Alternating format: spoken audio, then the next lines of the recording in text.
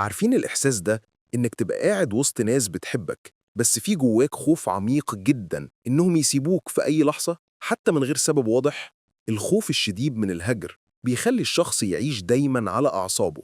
أي كلمة، أي تصرف بسيط بيتفسر كأنه علامة إن العلاقة قربت تخلص.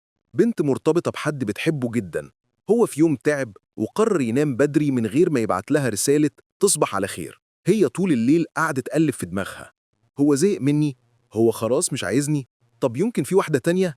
مع إنه ببساطة كان مرهق ونام. الخوف هنا مش من الموقف نفسه، الخوف جاي من فكرة ممكن يسيبني زي ما غيره عمل قبل كده.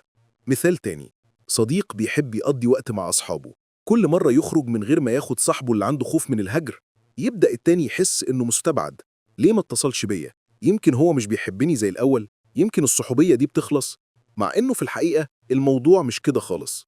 ولو كملنا بالشكل ده، الشخص اللي خايف من الهجر ممكن يعمل تصرفات تبعد الناس عنه أكتر من إنها تقربهم. زي مثلا يتصل 10 مرات ورا بعض عشان يطمن، يزعل من حاجات بسيطة جدا، أو يفضل يختبر الشخص اللي قدامه، لو بتحبني اثبت لي.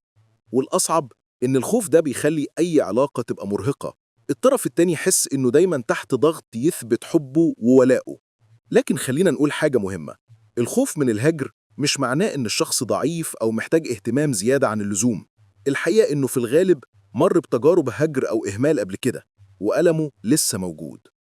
الحل مش إننا نهرب أو نقول كفاية دراما، الحل إن الطرف التاني يفهم مجرد كلمة بسيطة زي أنا هنا ومش ناوي أسيبك بتفرق في حياة شخص عنده خوف من الهجر.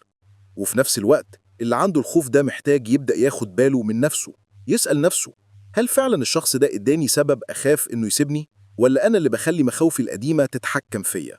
زوجة بتحكي إن جوزها لما يسافر يومين شغل من غير ما يكلمها كتير كانت بتدخل في دوامة خوف رهيبة، لحد ما قعدوا مع بعض واتفقوا على قاعدة بسيطة، كل يوم فويس نوت بسيطة يطمنها بيها. من ساعتها العلاقة اختلفت، هي حست بأمان وهو بقى مرتاح إنه يقدر يشتغل من غير ضغط. يعني الخوف من الهجر مش حكم مؤبد، لكن محتاج وعي وفهم من الطرفين. ولو انت او حد تعرفه عايش الاحساس ده، اعمل لايك وفولو وشير ومنشنه تحت الفيديو. وبالمناسبة، لينك قناة اليوتيوب وصفحة الفيسبوك موجودين في البايو.